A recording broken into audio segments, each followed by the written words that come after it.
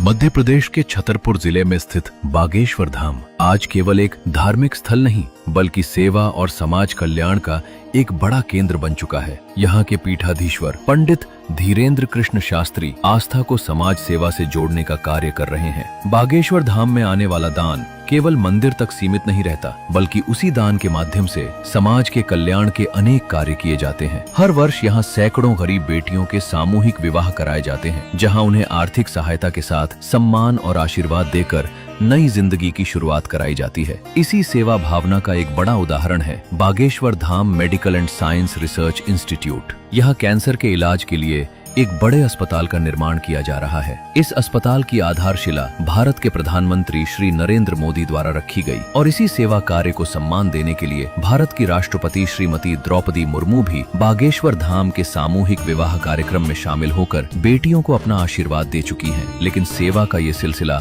यहीं तक सीमित नहीं है। बागेश्वर धाम में वैदिक गुरुकुलम की स्थापना भी की जा रही है, जिसका उद्देश्य है नई पीढ़ी को भारतीय संस्कृति, वेदों और सनातन परंपराओं की शिक्षा देना। यहाँ एक विशाल गौशाला का संचालन भी किया जाता है, जहाँ गौ माताओं की सेवा और संरक्षण किया जाता है। वहीं अन्नपूर्णा रसोई के माध्यम से हर साल करीब 40 लाख लोगों को निःशुल्क भोजन कराने का सेवा कार्य भी किया जाता है। और आज के डिजिटल युग में भी भक्ति को एक नई दिशा देते हुए बागेश्वर धाम से ऑनलाइन हनुमान चालीसा पाठ का आयोजन किया जाता है, जिसके माध्यम से देश ही नहीं बल्कि दुनिया के अलग अलग हिस्सों से हजारों श्रद्धालु एक साथ जुड़ते हैं। यानी बागेश्वर धाम आज आस्था, सेवा और संस्कार तीनों का संगम बन चुका है। और इन सभी सेवा कार्यों के केंद्र में है बागेश्वर धाम सरकार। पंडित धीरेन्द्र कृष्ण शास्त्री स्वभाव से भावुक, दयालु और साफ दिल वाले धीरेन्द्र शास्त्री जी का विश्वास है धर्म का सबसे बड़ा रूप मानव सेवा है। और शायद यही कारण है कि आज लाखों लोगों के लिए